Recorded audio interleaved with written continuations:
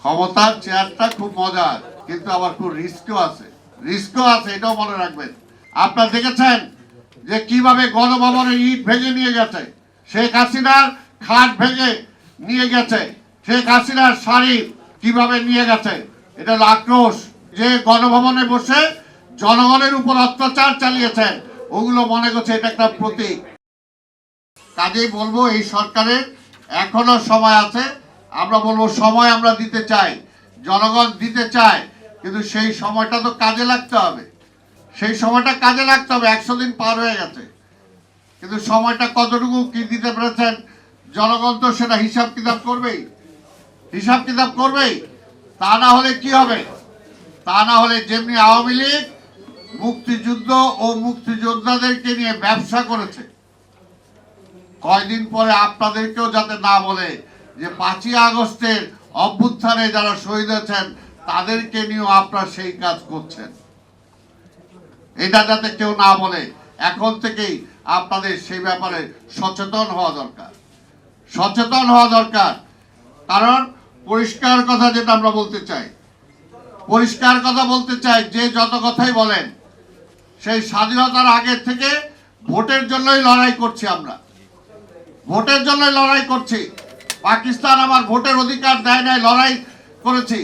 7ই মার্চের বক্তৃতা শুনে দেখেন কি আছে সেখানে। তারপরে আওয়ামী লীগ ক্ষমতায় আসার পরে আমার ভোটের অধিকার কেড়ে নিচ্ছে, সেটার জন্য লড়াই করেছি।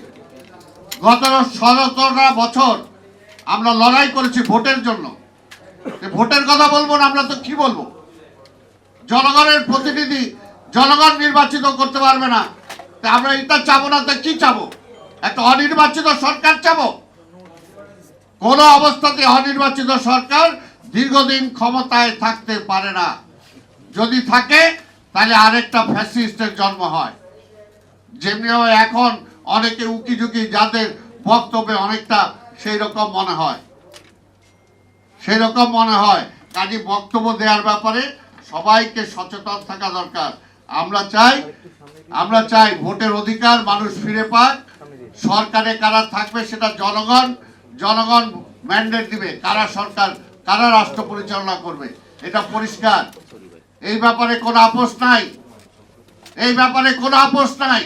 কোনো ব্যক্তি, কোনো গোষ্ঠী দীর্ঘদিন ক্ষমতায় থাকতে পারবে না জনগণের ম্যান্ডেট ছাড়া। এই জন্য আমরা দেশ স্বাধীন করি নাই, এর জন্য 5ই আগস্টের অভ্যুত্থান হয় নাই। এই কথাটা মনে রাখতে হবে। তাই আমি বক্তব্য দীর্ঘায়িত না করে আজকে শুধু এটাই বলবো, ক্ষমতার চেয়ারটা খুব মজার, কিন্তু আবার খুব রিস্কও আছে, এটাও মনে রাখবেন। শেখ হাসিনা ক্ষমতার চেয়ারে বসার পরে সে হিতাহিত জ্ঞান হারিয়ে ফেলেছিল। মনে করেছিল সেই 41, 42, 50 সাল পর্যন্ত ক্ষমতায় থাকবে। তারে আবার সরাইকে তার ক্ষমতার কেন্দ্রবিন্দু ছিল প্রতিবেশী রাষ্ট্র। আর এখানে একটা বিশেষ শ্রেণী, ব্যুরোক্রেসিতে, আমলাদের মধ্যে এবং রাজনীতিবিদদের মধ্যে কিছু জায়গায় বিশেষ শ্রেণীতে সৃষ্টি করেছিলেন। মনে করছিলেন এদের উপর নির্ভর করেই ক্ষমতায় থাকবেন। কিন্তু জনগণের শক্তির কথা তিনি চিন্তা করেন নাই। কিন্তু একটা কথা পরিষ্কার, যেটা সত্য, 2টা শক্তির বিরুদ্ধে যুদ্ধ করে জয়লাভ করা যায় না।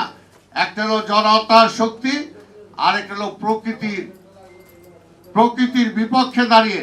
ঝড় যখন আসে তখন মসজিদও দেখে না, মন্দিরও দেখে না, তখন কিন্তু সব উড়ায় নিয়ে যায়। ঠিক তেমনি জনতার শক্তি। আপনারা দেখেছেন যে কিভাবে গণভবনের ইট ভেঙে নিয়ে গেছে, শেখ হাসিনার খাট ভেঙে নিয়ে গেছে, শেখ হাসিনার শাড়ি কিভাবে নিয়ে গেছে। এটা হলো আক্রোশ। যে গণভবনে বসে জনগণের উপর অত্যাচার চালিয়েছেন, ওগুলো মনে করছে এটা একটা প্রতীক। এই যে ফ্যাসিস্ট, সেই ফ্যাসিস্টের অঙ্গ হানি করে আমি নিয়ে গেলাম, সেটার উপর একটা থুতু মারলাম, সেটার উপর একটা ঢিল মারলাম, এটা হলো তার প্রতিবাদ। সেই কারণে এই 2টা শক্তির বিরুদ্ধে কেউ কোনোদিন জয়লাভ করতে পারে নাই। এই সরকারকেও বলবো যে আমরা যুদ্ধ করে দেশ স্বাধীন করেছিলাম, এখনো যেমনি আজকে পঙ্গু দেখে এটা হচ্ছে, এখনো কিন্তু ৭১-এর মুক্তিযুদ্ধে যারা পঙ্গু হয়েছিলেন, এখনো আমরা দেখি অনেকে ভিক্ষার থালা নিয়ে বিভিন্ন জায়গায় ভিক্ষা করে বেড়ায়। একটা জাতির জন্য এটা কখনো মঙ্গল না, এটা কলঙ্ক, কলঙ্ক। তাই আমি বক্তব্য দীর্ঘায়িত না করে আজকে বলবো, এই সরকারকে আমরা সময় দিয়েছি, আমরা দিতে চাই, কিন্তু ভবিষ্যতে যাতে এই সমস্ত আবল তাবল সিদ্ধান্ত না হয়, যে কোনো সিদ্ধান্তের ব্যাপারে আন্দোলনকারী প্রতিটা রাজনৈতিক দলের সাথে আলোচনা করেই যাতে রাষ্ট্র কিভাবে পরিচালনা হবে, সরকার কিভাবে পরিচালনা হবে, কোন সিদ্ধান্তটা আগে দরকার, কোন সিদ্ধান্তটা পরে দরকার, অবশ্যই যাতে রাজনৈতিক দলগুলোর সাথে আলোচনা করেই নেওয়া হয়। তাদের এককভাবে ইচ্ছা হলে একটা করে ফেললাম, এটার জন্য এই দেশের মানুষ রক্ত দেয় নাই, এটার জন্য শহীদরা শহীদ হয় নাই, এটার জন্য অসংখ্য ছাত্র জনতা পঙ্গু হয় নাই। এই বিষয়টা তাদেরকে মনে রাখতে হবে।